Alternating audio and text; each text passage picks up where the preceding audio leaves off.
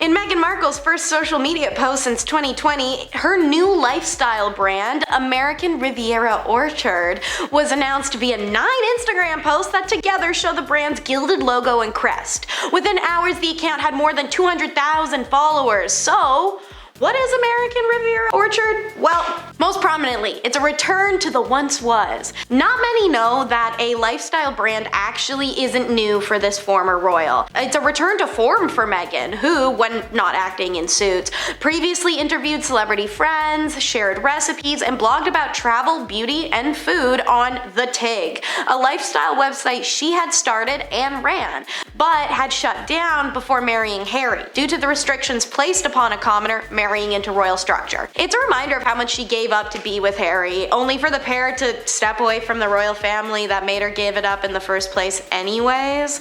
I'm sure if she had known what her future held, she would have never deactivated the Tig, but retrospect is a bitch, so now Meghan has to start from scratch. Like American Riviera Orchard, the Tig blog featured calligraphic design details, though her new venture's palette has changed from simple black and white to a more extravagant gold and cream aesthetic, more closely resembling a wedding invitation than a handwritten note like before. Royal watchers speculate the logo is even the Duchess of Sussex's own calligraphy. It shows embellishments, florals, elegant details all in her advertisements that point towards more of a mature and refined version of her young, fun, single years blogging. The launch was also including an Instagram story, which, with the sound off, actually bears some resemblance to the title sequence for the TV series Succession. It shows Meghan arranging flowers in the kitchen of her estate in Montecito and posing in an alcove wearing a black ball gown. The video's all set to Nancy Wilson's I Wish You Love. While the Instagram launch provided little details on the full venture, still managing to score 358,000 followers for its brand overnight irregardless, Markle's trademark filing application showed the new company could be headed in the direction of those owned by like Gwyneth Paltrow or Jessica Alba or HGTV's Chip and Joanna Gaines, with plans to create an online retail store that sells things like tableware and cutlery and cookbooks and servingware, coffee and tea, kitchen textiles, jams, jellies, oils, other foods. A second set of documents filed in March suggests the brand could also venture into things like gardening items, lighting, stationery, party decorations, gift wrapping, tote bags, pet gear, kitchen items, and home decor like pillows or curtains and linens and picture frames. Essentially, she's just launching the newest version of Chapters Indigo's book and lifestyle store franchise. Or like maybe TJX, Marshall's HomeSense, one of those. Now, whether the goods would actually be manufactured and produced by America Riviera Orchard brand or simply curated and then resold under the brand's name is not clear in the filings, but we'll find out. That being said, Markle's announcement comes amid a scandal at Kensington Palace that has all eyes on her former in-laws, Prince William and a missing Princess Kate. So this new drop actually was announced hours after the reputable photo agency AFP declared that Kensington Palace was no longer a trusted source following the release of an edited photo earlier this week. Necessary context for this segment. Kensington Palace in January announced Kate Middleton had been hospitalized for a planned abdominal surgery and would postpone all her upcoming engagements until she recovered. But the announcement was only made when the rumors began to stir up about how the Princess of Wales hasn't been seen or heard from since like Christmas Day,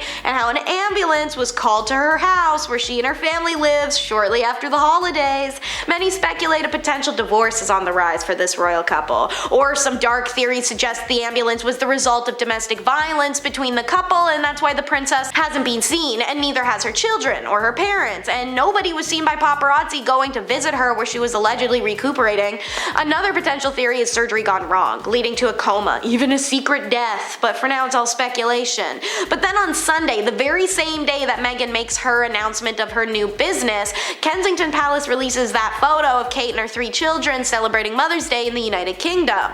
The photo, which was said to have been taken by Prince William, which definitely wasn't, was immediately called out for obvious edits and Kate's missing wedding ring. That same day, agencies like AFP and the Associated Press issued kill notices, asking news agencies to stop circulating the photo because, quote, it appeared the source had manipulated the image. The next day, Monday, Kate allegedly takes the fall for the botched photo job via a Twitter post and said she occasionally experiments with editing images like many amateur photographers.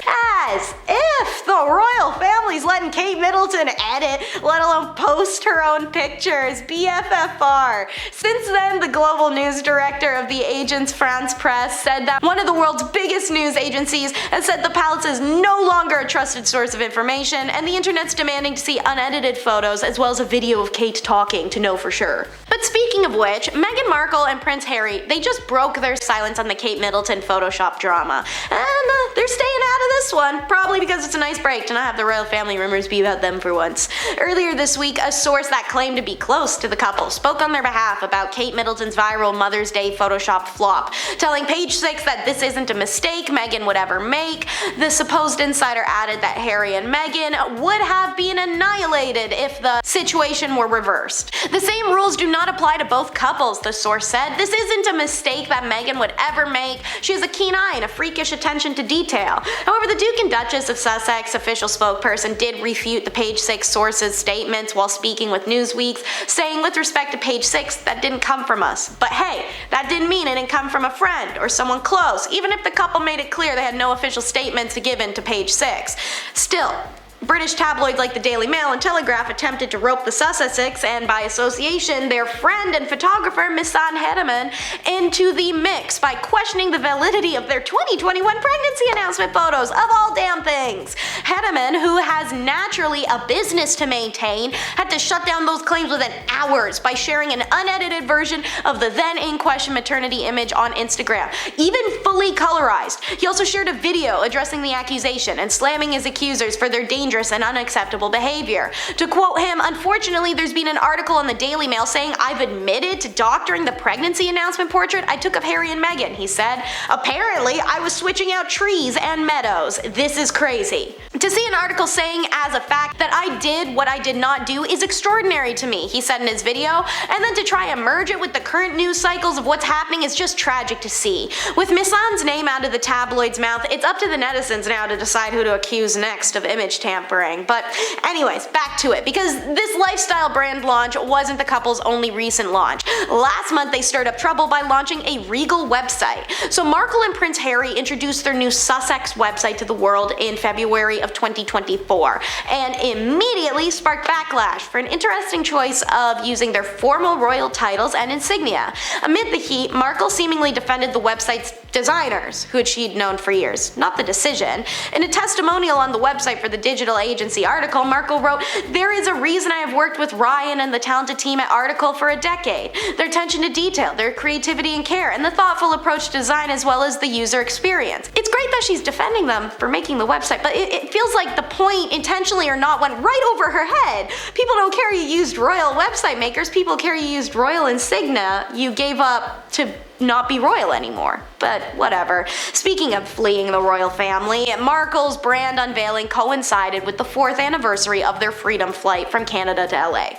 This brand reveal was set to be on a poignant date, and I don't mean the confirmed Kate Middleton's probably dead Photoshop photo debut. I mean the 4th anniversary of what Prince Harry dubbed their freedom flight from Canada to Los Angeles in their Netflix docuseries Harry and Meghan. On March 14th, 2020, the Duke and Duchess of Sussex, along with their son Prince Archie and Meghan's mother Doria Ragland, flew from Vancouver Island, where they were staying as the couple transitioned out of their roles as senior working royals in the UK to LA. Viewers got a glimpse of the video that Prince Harry recorded on the plane and shared in Netflix's Harry and Meghan, where he said, "We're on the freedom flight, we're leaving Canada and we are headed to Los Angeles. Shh." Harry pans the camera around to show Grandma, Doria, their dog Paula, and Meghan holding Archie, who was then 10 months old.